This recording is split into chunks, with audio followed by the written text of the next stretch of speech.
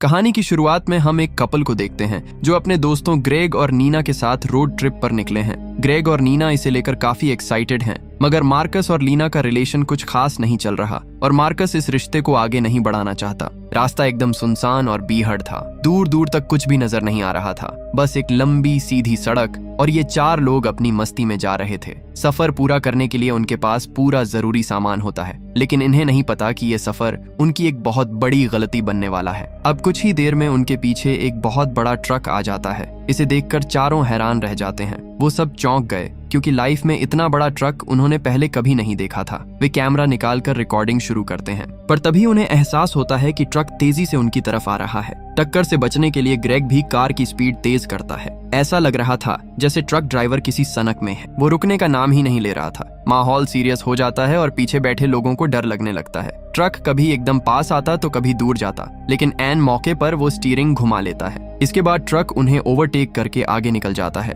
लेकिन ग्रेग को ये बात ईगो पर लग जाती है कि कोई उसे पीछे छोड़ दे। वो तुरंत गियर बदलता है, कार की स्पीड बढ़ाता है और ट्रक को फिर से तेजी से ओवरटेक कर लेता है। ऐसा करते समय पीछे बैठी लीना गुस्से में ट्रक ड्राइवर को काफी गालियां भी सुनाने लगती है, मगर ये उसकी सबसे बड़ी गलती होती है। अब उन्हें पक्का लगने लगा कि ड्राइवर जानबूझकर उन्हें मारना चाहता है। बचने के लिए ग्रेग कार की स्पीड और तेज कर देता है, पर ट्रक अभी भी उनके बिल्कुल पीछे चिपका था। तभी ट्रक अचानक जोर का झटका देता है, जिससे उनकी कार बेकाबू होकर सड़क से मुड़ जाती है। स्पीड ज्यादा होने के कारण कार कई बार पलटकर दूर जा गिरती है। जब कार रुकती है तो वो पूरी तरह कबाड़ बन चुकी थी और पीछे का हिस्सा पिचक गया था। अच्छी बात ये थी कि ग्रेग को छोड़कर किसी को ज्यादा चोट नहीं आई। ग्रेग का हाथ स्टीयरिंग में फंसने से टूट चुका था। नीना तुरंत एक कपड़ा निकालती है और उसका खून रोकने के लिए हाथ पर कसकर बांध देती है। उसी वक्त मार्कस नोटिस करता है कि ट्रक अभी भी कुछ दूरी पर खड़ा है। वो लीना को साथ लेकर उसकी तरफ बढ़ता है। उसका सोचना था कि अगर ये नॉर्मल एक्सीडेंट है तो ठीक है, पर अगर जानबूझकर किया है तो मामला सीरियस हो सकता है। वो दोनों ड्राइवर से बात करने के इरादे से आगे बढ़ते हैं। वहाँ वो देखते हैं कि ट्रक के पीछे दो बहुत बड़े कंटेनर अटैच हैं। हालांकि उन्होंने अंदर क्या है ये जानने की कोशिश नहीं की। वे सीधे केबिन के पास पहुंचकर ड्राइवर का दरवाजा खोलते हैं, लेकिन अंदर कोई इंसान नहीं था। शायद एक्सीडेंट के बाद ड्राइवर पुलिस केस के डर से सब छोड़कर भाग गया था। इतने में ग्रेग और नीना भी वहां पहुंच जाते हैं और चारों मिलकर ट्रक की थोड़ी तलाशी लेने लगते हैं। तभी ग्रेग का ध्यान ट्रक के आगे लगे एक अजीब से स्टैचू पर पड़ता है और वो उसे देखकर जैसे खो सा जाता है। ऐसा लग रहा था जैसे वो स्टैचू उसे पास बुला रहा है और वो धीरे धीरे उसके करीब जाने लगता है। लेकिन तभी नीना आवाज देकर उसे होश में लाती है। अब मार्कस समझाता है कि यहाँ से निकलने के लिए उन्हें किसी कार की जरूरत पड़ेगी, क्योंकि ये वीरान इलाका बहुत बड़ा है। पैदल चलकर किसी शहर तक पहुंचने में शायद 10 से 15 दिन भी लग सकते हैं। इसलिए मार्कस कहता है कि उन्हें यहीं रुककर किसी दूसरी गाड़ी के गुजरने का वेट करना चाहिए ताकि मदद मांगी जा सके। लेकिन तभी उन्हें याद आता है कि ट्रक में तो चाबियां अभी भी लगी हैं। वे चाहें तो इसी ट्रक को ड्राइव करके यहाँ से निकल सकते हैं। लेकिन अचानक गोली चलने की आवाज आती है। मार्कस की नजर दूर खड़े एक आदमी पर पड़ती है जो उनकी तरफ बढ़ रहा था और उसके हाथ में गन थी। वो चिल्ला रहा था कि ट्रक में मत बैठो, पर इन्हें लगा कि शायद वो आदमी उन्हें मारने आ रहा है। डर के मारे वो तुरंत ट्रक में छिप जाते हैं। वो आदमी ट्रक पर कई बार फायर भी करता है, जिससे इनका शक यकीन में बदल जाता है कि वो सच में उन्हें मारना चाहता है। घबराहट में मार्कस किसी तरह ट्रक स्टार्ट करता है और वहां से दूर भगा ले जाता है। इतने बड़े ट्रक को संभालना शुरू में काफी मुश्किल था, लेकिन धीरे धीरे वो इसे चलाना सीख जाता है। इससे सबको थोड़ी राहत मिलती है कि चलो उस पागल आदमी से बच गए। लेकिन उन्हें बिल्कुल अंदाजा नहीं था कि वे अब किस मुसीबत में फंसने वाले हैं, और वो मुसीबत उससे भी कहीं ज्यादा खतरनाक होने वाली थी। कुछ दूर ड्राइव करने पर अचानक ट्रक का म्यूजिक सिस्टम अपने आप चालू हो जाता है। उसमें से अजीब अजीब सी आवाजें आने लगती हैं। वो सिस्टम अपने आप बार बार ऑन ऑफ होने लगता है। उन आवाजों का असर ऐसा था कि सभी धीरे धीरे बेहोशी की हालत में जाने लगे। यहाँ तक कि ड्राइव कर रहा मार्कस भी अचानक सो जाता है। लेकिन हैरानी की बात ये थी कि उसके सो जाने के बाद भी ट्रक अपने आप चलता रहता है। कुछ घंटों बाद जब चारों की आंखें खुलती हैं तो वे खुद को एक अजीब जगह पर पाते हैं। वहां ना कोई सड़क थी, ना कोई रास्ता। चारों तरफ सिर्फ बंजर और सुनसान इलाका था। अब उन्हें बिल्कुल समझ नहीं आ रहा था कि उनके साथ आखिर ये सब क्या हो रहा है। मार्कस को लगता है कि शायद ट्रक का फ्यूल खत्म हो गया है, इसलिए वो यहाँ आकर रुक गया। जिस जगह वे खड़े थे वो थोड़ी ऊंचाई पर थी और बिना एक्सीलरेटर दबाए कोई ट्रक वहां कैसे चढ़ सकता है, ये बात उसे समझ नहीं आ रही थी। इतने में लीना कहती है कि आते समय उसने रास्ते में कुछ घर देखे थे, अगर वे वहां तक चले जाएं तो शायद कोई हेल्प कर दे। लेकिन मार्कस लीना के साथ जाना नहीं चाहता था, फिर भी मजबूरी में उसे साथ जाना पड़ता है और लीना भी ये बात महसूस कर रही थी। थोड़ा आगे जाने पर लीना पूछ ही लेती है कि आखिर उसकी गलती क्या है, वो उसके साथ ऐसा व्यवहार क्यों कर रहा है। तब मार्कस कहता है कि असल में वो उसे धोखा दे रही है और वो भी उनके ही दोस्त ग्रेग के साथ। ये बात खुद ग्रेग ने ही उसे बताई थी और कुछ वीडियो भी दिखाए थे। लीना को भी पता था कि मार्कस सच कह रहा है, इसलिए वो माफी मांगती है। लेकिन शायद मार्कस उसे इतनी आसानी से माफ नहीं कर सकता था, इसलिए वो बस उसे पानी की बोतल देकर थोड़ा आगे बढ़ जाता है। चलते चलते दोनों आखिर रोड तक पहुंच जाते हैं, लेकिन वहां पहुंचने के बाद भी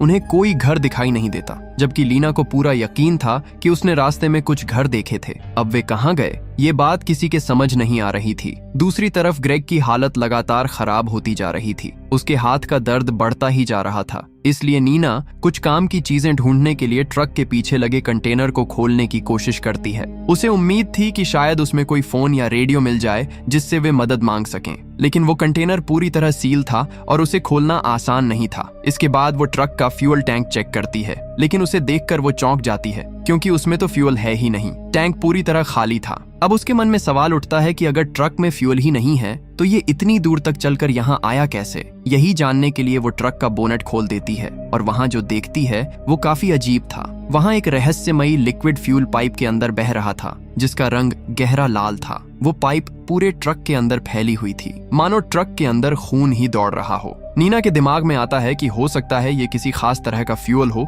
जो सिर्फ इसी ट्रक के लिए बनाया गया हो, लेकिन सवाल ये था कि आखिर इसे स्टोर कहाँ किया जाता है। उधर मार्कस और लीना के बीच अभी भी बहस चल रही थी। हालांकि लीना माफी मांग चुकी थी, लेकिन मार्कस उसे माफ करने के मूड में बिल्कुल नहीं था। उसने मन ही मन फैसला कर लिया था कि यहाँ से जाने के बाद वो और लीना अपने रास्ते हमेशा के लिए अलग कर लेंगे, क्योंकि ये कड़वा सच उसे अंदर ही अंदर हमेशा तकलीफ देता रहेगा। अब लीना भी उससे नाराज होकर वापस अपने दोनों साथियों के पास आ जाती है। इधर हम ग्रेग को देखते हैं, जिसकी हालत लगातार बिगड़ती जा रही थी और उसे बहुत ज्यादा कमजोरी महसूस हो रही थी। इसी बीच नीना को बाहर से एक प्लेन के उड़ने की आवाज सुनाई देती है। वो तुरंत सूखी पत्तियां इकट्ठा करती है और आग जलाने की कोशिश करने लगती है ताकि धुएं के जरिए प्लेन का ध्यान अपनी ओर खींच सके, लेकिन ये कोशिश कामयाब नहीं हो पाती। उधर ग्रेग को अब कुछ अजीब अजीब सी चीजें दिखाई देने लगती हैं। उसे ऐसा महसूस होता है जैसे उसके पूरे शरीर पर कीड़े रेंग रहे हों और उसे काट रहे हों। इस वजह से उसके शरीर से तेज पसीना निकलने लगता है।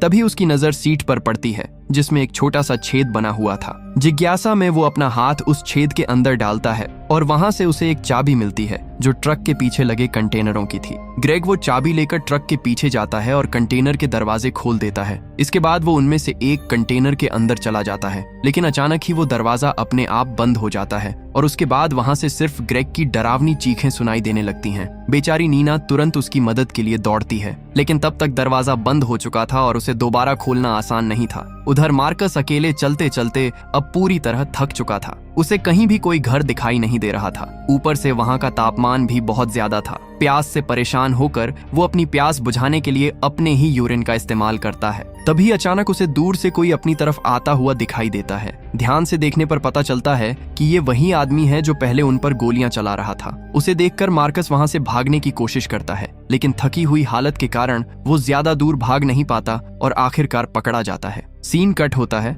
और अब हम लीना को देखते हैं। उसकी हालत भी लगभग मार्कस जैसी ही हो चुकी थी, लेकिन तभी उसे एक अच्छी चीज दिखाई देती है। उसे एक घर नजर आता है, बिल्कुल वैसा ही जैसा उसने रास्ते में आते समय देखा था। हालांकि उसे याद था कि उसने वो घर कहीं और देखा था, लेकिन ज्यादा सोचे बिना ही वो उस घर के अंदर चली जाती है। घर की हालत देखकर ऐसा बिल्कुल नहीं लग रहा था कि वहां कोई रहता होगा, क्योंकि वो पूरी तरह वीरान पड़ा था। लेकिन अंदर जाकर लीना को कुछ कैन मिलते हैं। उन कैन के अंदर वही लाल रंग का लिक्विड भरा हुआ था। वो उसे पीने लगती है और लगातार पीती चली जाती है, क्योंकि उसे महसूस होता है कि इससे उसकी भूख और कमजोरी कम हो रही है। लेकिन जैसे ही वो उसे पीती है, उसे भी वही अजीब चीजें दिखाई देने लगती हैं जो पहले ग्रेग को दिख रही थीं। उधर मार्कस के साथ अब शायद कुछ बुरा होने वाला था। वो उस आदमी के कब्जे में आ चुका था जो पहले उन पर गोलियां चला रहा था। ऐसा लग रहा था कि वो आदमी अब उसे गोली मार देगा, लेकिन वो ऐसा नहीं करता। इसके बजाय वो मार्कस को कुछ समझाने की कोशिश करता है। दूसरी ओर नीना अभी भी परेशान होकर ग्रेग को ढूंढ रही थी। तभी उसे किसी की आवाज सुनाई देती है, जैसे कोई ट्रक स्टार्ट करने की कोशिश कर रहा हो। वो भागते हुए आगे जाती है और देखती है कि वहां लीना खड़ी है, जो उसी ट्रक को स्टार्ट करने की कोशिश कर रही। जब नीना उससे मार्कस के बारे में पूछती है तो लीना झूठ बोल देती है। वो कहती है कि मार्कस दूसरी तरफ उन घरों को ढूंढने गया है, लेकिन फिर वो कहती है कि ट्रक स्टार्ट नहीं होगा क्योंकि इसमें फ्यूल ही नहीं है।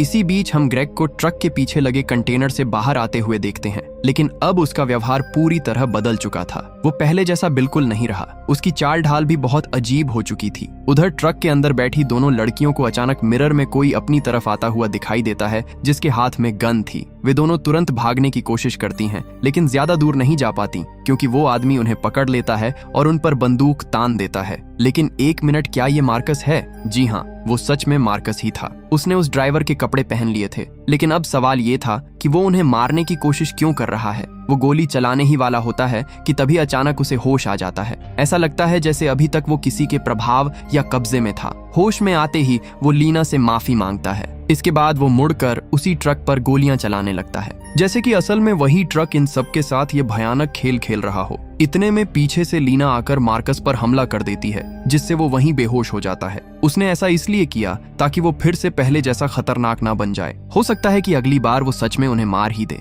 इसी वजह से वो उसे ट्रक के पीछे बांध देते हैं। उनके जाने के बाद वहां ग्रेग आता है। तभी कुछ देर बाद हम देखते हैं कि मार्कस को होश आ जाता है। जैसे ही वो ग्रेग को देखता है, वो बताने लगता है कि उसे समझ नहीं आ रहा था कि उसके साथ क्या हो गया था। उसे हर कोई अपना दुश्मन नजर आ रहा था। इसी चक्कर में उसने उस ड्राइवर को भी मार दिया, जो असल में उसकी जान बचाने की कोशिश कर रहा था। लेकिन अब फिलहाल वो ठीक महसूस कर रहा था। लेकिन यहाँ ग्रेग का व्यवहार पहले जैसा नहीं था। वो बार बार मार्कस को उकसाने लगता है। वो कहता है कि मार्कस बहुत कमजोर है, यहाँ तक कि उसकी गर्लफ्रेंड भी उससे दूर जा रही है क्योंकि वो नामर्द है। ग्रेग की ये बातें सुनकर मार्कस का खून खौलने लगता है। ऊपर से ग्रेग उसे लड़ाई के लिए चैलेंज भी कर देता है। मार्कस ये चैलेंज मान लेता है, लेकिन लड़ाई ज्यादा देर तक नहीं चलती। कुछ ही समय में ग्रेग उसे हरा देता है और उसका सिर उसी ट्रक के टायर के नीचे रख देता है। उसी समय लीना ट्रक को पीछे से रिवर्स कर रही होती है। अचानक ट्रक आगे बढ़ना बंद कर देता है। ऐसा लगता है जैसे टायर के नीचे कोई चीज आ गई हो। अब लीना और नीना दोनों नीचे उतरकर देखते हैं और ये देखकर उनके होश उड़ जाते हैं।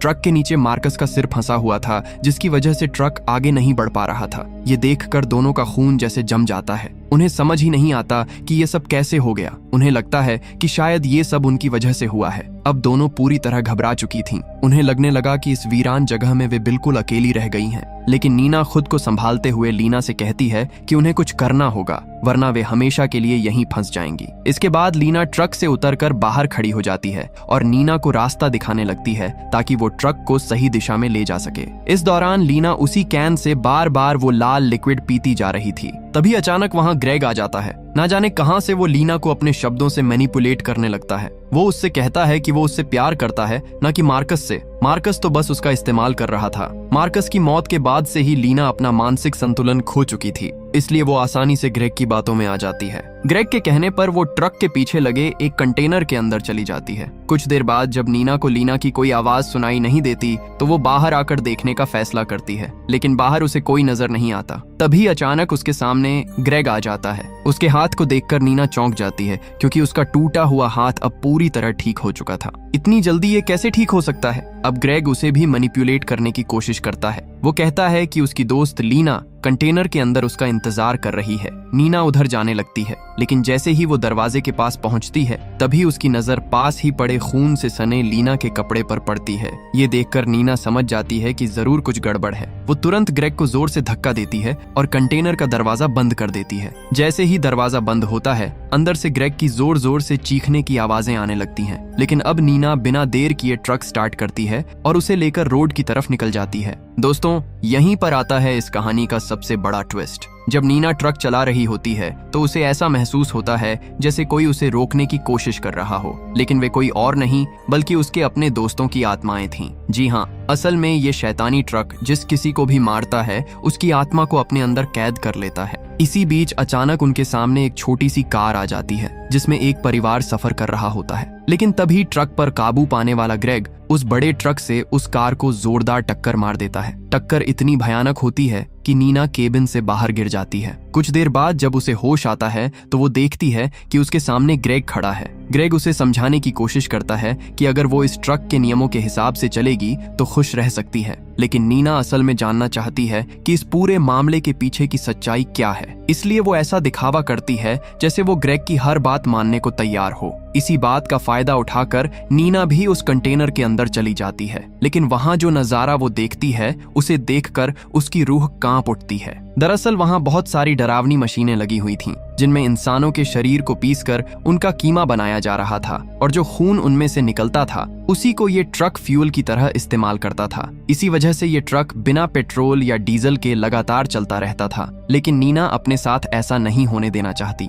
इसलिए वो पूरी ताकत लगाकर वहां से जंगल की ओर भागने लगती है। उधर ग्रेग उन रहस्यमयी शक्तियों के वश में आ चुका था, इसलिए वो नीना का पीछा नहीं छोड़ता। लेकिन आखिरकार नीना मजबूरी में उस पर गोली चला देती है और उसे मार देती है। हालांकि वो ऐसा बिल्कुल नहीं करना चाहती थी। इसके बाद वो वापस उसी ट्रक के पास लौटती है। वहां पहुंचकर वो देखती है कि एक परिवार दूर से उसे देख रहा है। जैसे ही उस परिवार ने नीना को अपनी तरफ आते देखा, वे घबराकर उसी ट्रक के अंदर भाग जाते हैं। अब शायद आपको कुछ याद आ रहा होगा। दरअसल ये सीन बिल्कुल वैसा ही है जैसा शुरुआत में नीना और उसके दोस्तों के साथ हुआ था। उनका भी कुछ इसी तरह एक्सीडेंट हुआ था और फिर उनका सामना इस शैतानी ट्रक से हुआ था। उसी समय जंगल की तरफ से कोई उनकी ओर आता हुआ दिखाई देता है। डर के मारे वो परिवार ट्रक स्टार्ट करता है और वहां से भाग जाता है, और यहीं से शुरू हो जाता है ये खतरनाक सिलसिला जिसका शायद कभी कोई अंत नहीं होगा। तो दोस्तों, आप ऐसी सिचुएशन में फंस जाए तो अपने दोस्तों को बचाने के लिए क्या करोगे? कमेंट करके जरूर बताना, और इसी तरह की कहानियों के लिए हमारे चैनल को सब्सक्राइब जरूर करना।